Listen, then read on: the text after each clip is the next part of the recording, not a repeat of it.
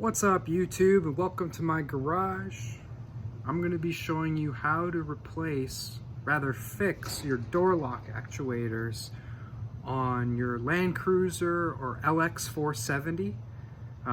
This might also be applicable to other Toyota models, but I'm going to be showing you this in particular on my mom's 2006 Lexus LX470. And we're actually going to be using these very inexpensive DC motors. Instead of replacing the door lock actuators with Reinstallation and Toyota parts, we're going to be cracking those open and replacing these motors inside to save a bunch of money. So this is the vehicle we're going to be working on. Truck's been in our family since we drove it off the lot in 2005. It's got about 175,000 miles on it, and it's been super reliable so far, but for all of the actuators going out in this Arizona heat. First, we're gonna pop the hood.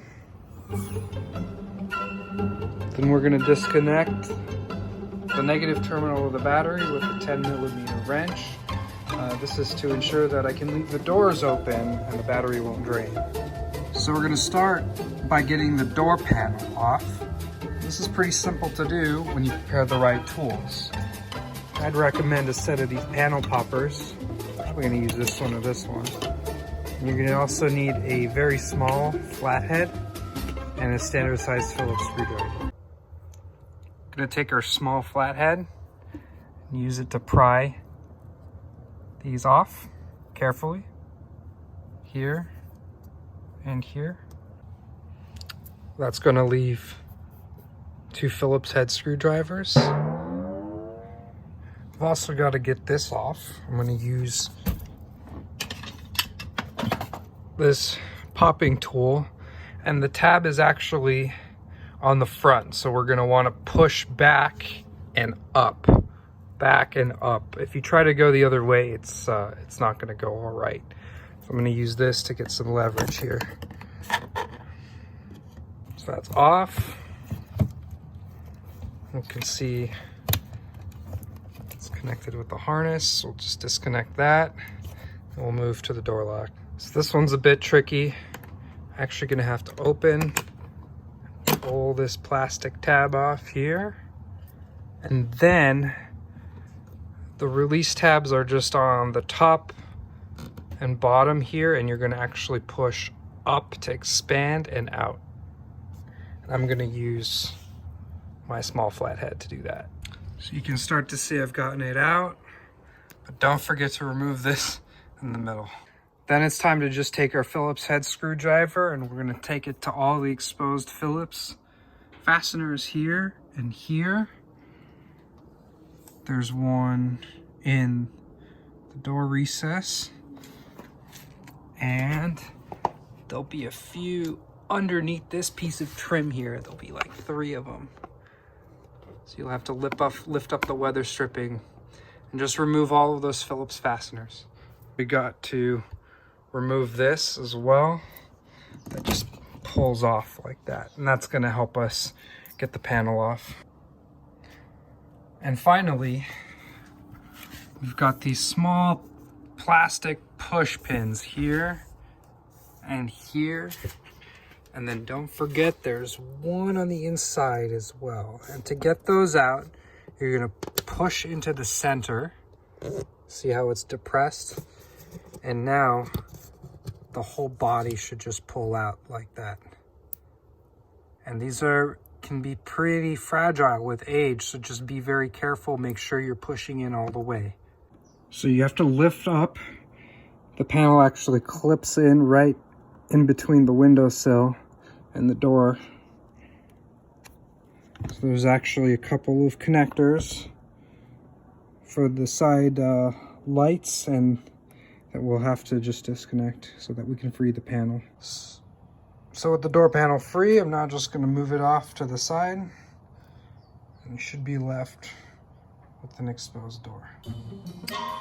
So the actuator is just sitting right behind here. We'll need to remove this plastic protective sheet here, and the factory leaves some tar on there to allow it to adhere to the door. I'm lucky I'm in Arizona and this is just peeling right off, but in colder climates, I imagine you might actually have to take a putty knife to it in order to separate it without breaking this sheet. You would want to leave as much of it intact as possible, just to maintain that crispy cleanliness of the car. So I'm going to go ahead and peel that off. We're actually going to have to loosen this bolt here as well. That holds the window rail on. And we're just going to loosen it so that we can move the actuator out of position. There's a few other things before I get to that point though that we're going to disassemble. We actually need to go and disconnect the actuator from the lock handles and locking mechanisms. So this we're going to unplug here, okay? And then there's another Phillips head screwdriver here. We're going to just take care of right now.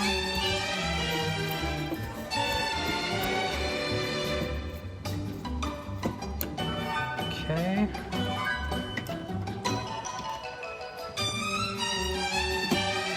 And this is just set into a couple tabs here, like so.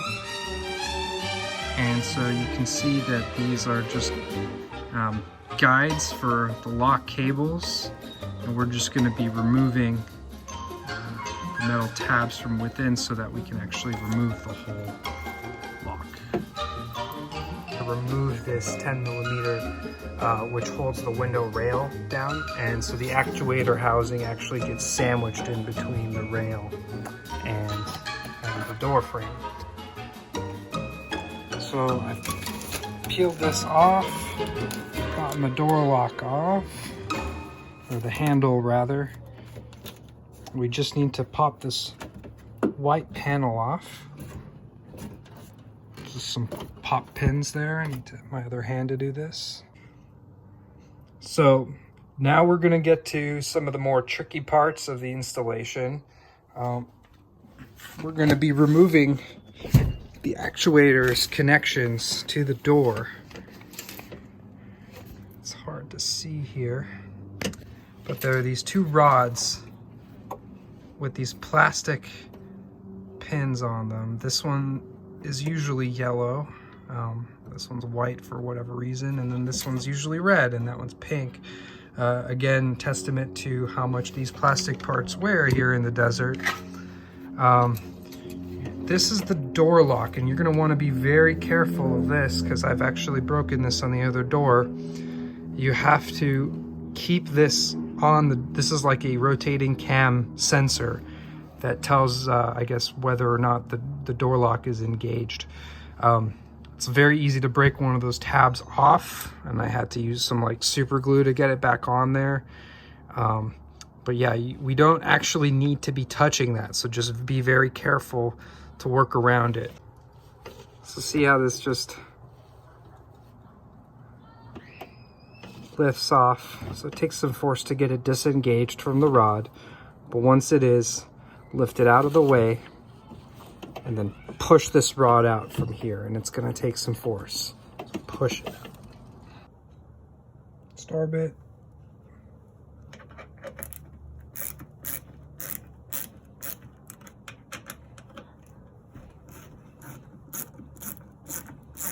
I also wanted to mention that if you're having a hard time releasing the actuator rods and you've got big paws, you can actually loosen the door handle and or lock. Just be careful for that that cam sensor there, the lock sensor.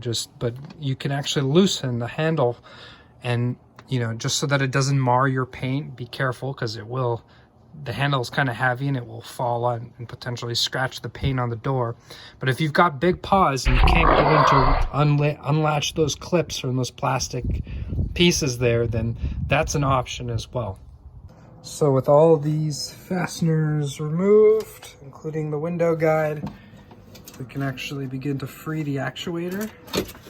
And the window guide actually sits on top of it, so you need to sort of move it around such that you can get the door lock out. I'm gonna need my other hand for this. So here's where the actuator actually gets plugged in. So we're gonna remove this so that I can free it. You can see I've started to work it down. It's sort of just still stuck here. All right, so we finally got it out. Needed to use like a little flat head to get the tab off of that.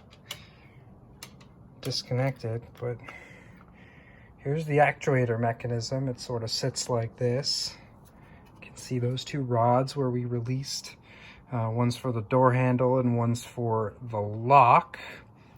And then we also have controls to the actual lock from the inside, which we removed at the beginning. And so the actual door lock actuator is this black piece right here. You can buy a genuine Ainsin one or equivalent third party, which is an entire actuator assembly. But I'm trying to save some money, and we had these motors laying around. So we're actually going to be opening this up and replacing the actual moving part inside, or the electrical part inside. So stay tuned. We're actually just going to take out these, hard to see here with my Phillips screwdrivers, so that, or Phillips screws, so that we can actually remove the actuator from this lock mechanism housing. So I've removed those Phillips screws and just set them aside. And here's the actual lock part action. So we'll actually have to just manipulate this a bit so that I can remove these tabs out. And what you'll actually have to do for this far tab in here, it's connected to one of those cables. So you just very careful into a different plane, and it should just pop out. See, it's like this slightly bent wire that gets cocked onto this hole, and that's what's keeping it held into place when it's in the same plane. Hey guys, so I've moved to the backyard now because I'm going to actually be working with some volatile chemicals, namely isopropyl alcohol or rubbing alcohol, to clean up some stuff, and also with some JB Weld or epoxy. So you're going to want to go into a well-ventilated area to work, and it's a beautiful day outside, and I've got my actuator from the garage. So let's get started. So we're going to actually pry the housing open along this lip here, and I'm just going to use like flathead tools here to just accomplish that. So you're going to want to pry the housing open without damaging it. So my strategy with this is basically to use my small flathead to break that groove seal there, and to just slightly expand that so that I can fit my larger flathead inside. And what I do is I use this as leverage and then flip this up slightly. And you can see I'm starting to make some progress, but definitely a two-hand activity. All right, so we've got the actuator split open, and you can see here it's pretty simple functionally.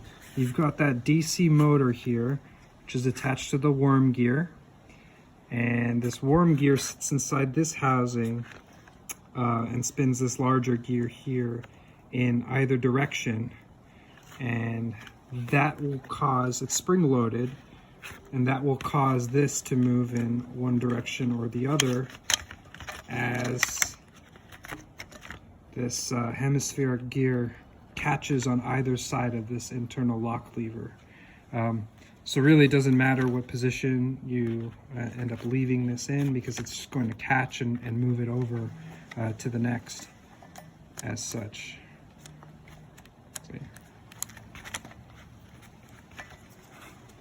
See? And we'll just be popping this motor off here. And it just pops off. See how it sits into these two pins, makes contact here, and we're actually just going to pop the worm gear off, and that's our motor. So So once again, here's my replacement motor. And there's a few different types that you can actually get with regards to the rotating shaft. You're gonna wanna make sure you get the one with this sort of half circle paddle type thing, because that's actually what's gonna let you just thread that worm gear back on, because it's got the same hole. We had bought some previously on eBay that had this, it was a round collar, and so clearly that did not fit, and there was some additional hardware on that was compressed onto the shaft. So make sure you get the right type of motor, but these are fairly cheap. I got these off of Amazon. They came real quickly. Not right now, during the COVID crisis, obviously. I've had them sitting in my house for a while. So yeah, and they're only a couple bucks when you compare it to the actual actuator housing, which is sort of like a double-digit part. And then I've also seen some guys on the forums replace the entire lock mechanism, which gets to be about $100 or maybe even more than that. But this, with just a couple bucks, maybe $2 to $5, I can replace the actuator. So as we're getting ready to put this back together, a couple things to consider. I've cleaned off the worm gear just to get rid of some of the plastic fragments that came crumbling inside from when I separated the housing. You're going to want to do this to make sure that there's not too much resistance on this motor, so that it's not overexerted when you're attempting to lock and unlock it over and over and over again. I want this to last just as long as the previous one did. I'm also going to be taking some alcohol to these edges here and potentially even going off with my file just to create sort of a clean yet rough surface so that my JB Weld can make these two surfaces back together. I'm going to be using JB Weld plastic weld.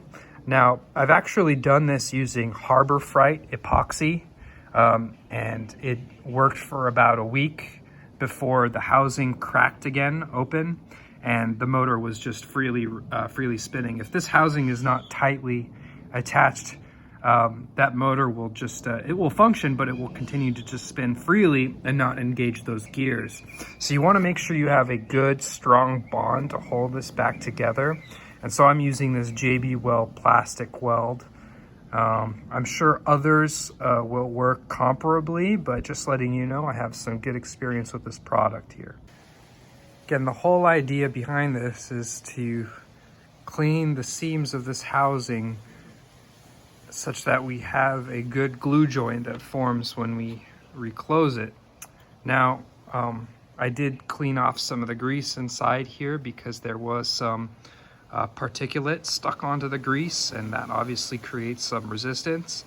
So I'm going to be adding some fresh grease before I put this all back together. And then, yeah, I'm just going to be mixing up some JB Weld and popping her back together. Fresh grease in there. This is all I had, but it should be just fine. And I put some JB Weld in the seams, closed it, tightened it, and then anywhere where there wasn't sort of like a little excess flowing out of the joint, I applied some so that it hopefully seals. You don't want to go too overboard in case you have to open this up again, but you also, like I mentioned before, want to make sure this housing does not crack open while in operation. Hey guys, so this is all dried up.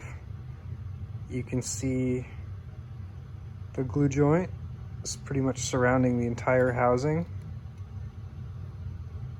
and it's not going to crack or anything like that. These freely move. So we're going to reinstall this just like before. So I'm going to go ahead and remake those connections to those rods over there just very carefully, and then I'm going to reinstall all this plastic trim and the door handles, and we'll give it a shot. So just a couple notes while reinstalling. I called these Star, they're actually Torx screws, and you're gonna need to roll the window down so that you can actually slide the panel back onto that lip. It's way easier when the window is down. And yeah, you want to get this pretty snug because anything loose here is going to contribute to like a rattle or squeak noise that you get on some of the older cars. So just make sure everything is sort of snug. So while reinstalling this, unfortunately I noticed something with this panel here. A few years ago, my mom's side mirrors went out, and the mirror control module actually lives right in there. So Lexus actually tore into this before me, and guess what? They've actually broken this tab here, and you can see it was sort of epoxied together. So I'm gonna have to let that sit overnight before I fully reassemble the side there. And we're back, guys. Epoxy set overnight. This tab is not going anywhere. Let's put this back together. So guys, I put the door back together and reconnected the battery, and now it's time to test it out.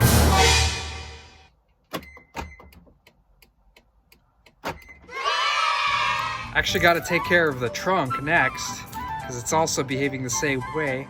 I'll make a little video for that as well because it's going to be a different set of steps, I imagine, and the actuator is going to be located in a different position. So stay tuned. If you guys appreciated this video, please give it a thumbs up, like, comment, subscribe.